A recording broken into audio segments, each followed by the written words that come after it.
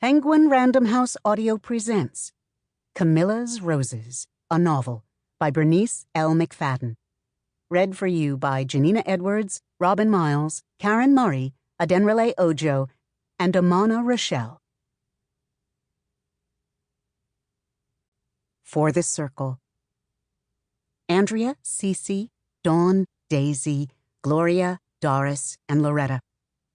And my family. For them all. New lives begin with a question. Do you love me? Will you marry me? Will you have my child? Some people think it's in the telling, but I know it's in the asking. Rose. Charlottesville, unable to claim Georgia or Florida, but settling in both places. Its name in place, but state allegiance caught up in red tape and government paperwork until the latter part of the 18th century, when the town was divided into Charlottesville on Georgia land and Charlotte Bay on the Florida side. But the people that called the town home had known the place for so long just as Charlottesville that they found it hard to refer to it as anything else. The return addresses found on letters that were sent to family and friends who relocated to different parts of the country stated who and what street, road, or route, and then just Charlottesville, USA. A quaint town filled with people who lived in harmony. Tiny wooden houses, barns well stocked with grain, preserves in the cellar, animals fat and content. Abundant in everything anyone could ever want. Charlottesville was dense with vegetation brought over during slavery times. Java plum and carob trees dotted the countryside. Jungleberry bushes climbed trestles and wood fences, and there was an abundance of strawberry guava trees at the mouth of town. All of those exotic plants, trees, and shrubs were commonplace in Charlottesville, found in any backyard or the wide yawn of land that wouldn't be developed until the mid-1950s. It was as unique a place as it was common, boasting 9-month-long summers and residents that had only heard of snow. Hope was everywhere in that small place few had heard of, resting in the dawn of each new day, in the blue jay's song, and seen in the young eyes of the laughing children that played tag around the massive barks of the African tulip trees. Almost perfect. It was the rose bush that caused the envy and thievery. Where it came from, no one knew for sure. Algiers or Morocco, depending on who was telling the story. One of a kind and thriving on Hurston land is what caused the problems. Horticulturists came from all over the country to see this rose bush that did not grow in any other part of the country, and all the attention elevated its owners up to a kind of celebrity status.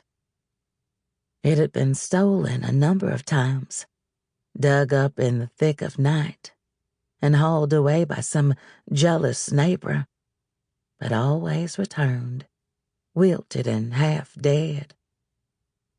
"Heathens," Abby said, as she steadied the bush in place as Joseph shoveled dirt back into the hole and patted it into place. Back in its own soil, in its front yard home again, the rosebush flourished, and so did Abby, coming up pregnant each time the rosebush was stolen and returned. She gave birth to 10 children, 8 girls and 2 boys, christening every one of the girls with the middle name Rose.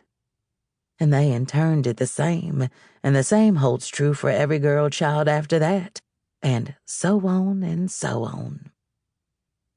Years later, The tradition still holds firm and continues in that place that claims 2 states with no zip code and 1 rose bush. But it also flourishes in a borough named after a little-known English royal that is bordered by the sea, where remnants of a World's Fair still stand. It still thrives in a place called Queens. The present. Camilla Rose. Tuesday was their day. Camilla picked out a matching thong and demi-cup bra, purple and black mesh that showed most everything. She sat down at her dressing table and admired herself in the mirror as she squirted on some perfume, plucked at a few stray eyebrow hairs that had burrowed through since her last waxing. The car pulled into the driveway, and then the front door opened. There were greetings exchanged between employer and employee, and then the heavy sigh her husband Bryant always took before he began to climb their sweeping staircase.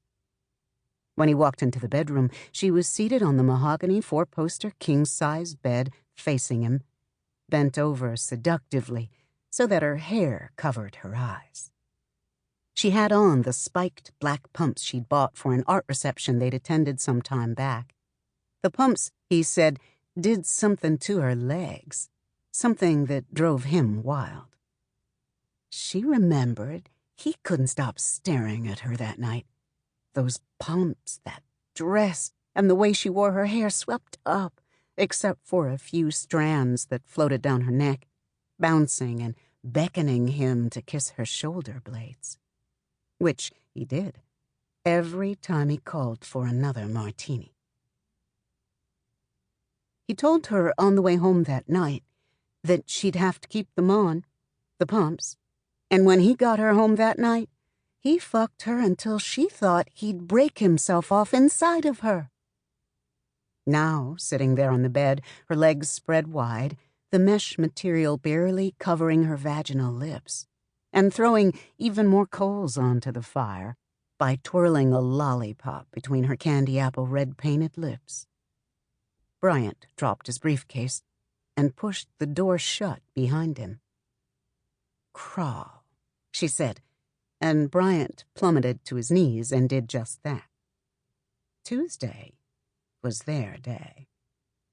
It was after that, and the lovemaking, and the soft talk before the quiet of resting in each other's arms, and Lena, the housekeeper, tapping on their bedroom door and whispering that she would look after their daughter Zola until they came down for dinner.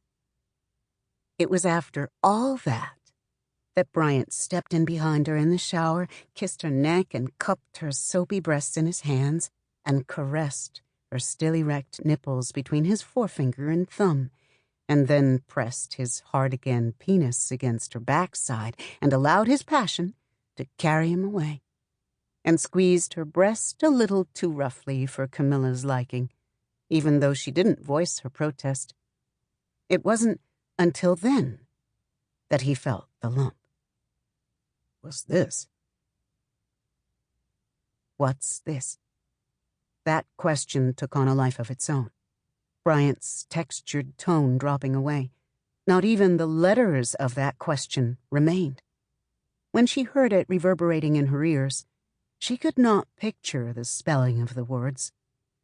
That question became the sound of an angry ocean, the color of slate, the question mark itself, a dagger. She couldn't get a mammogram until the following Monday, and that lump seemed to grow with every dawning day. She couldn't keep her hands off of it. She pushed and prodded, rubbed and pinched it, but it wouldn't go away. She pressed hot compresses against it, and then ice packs.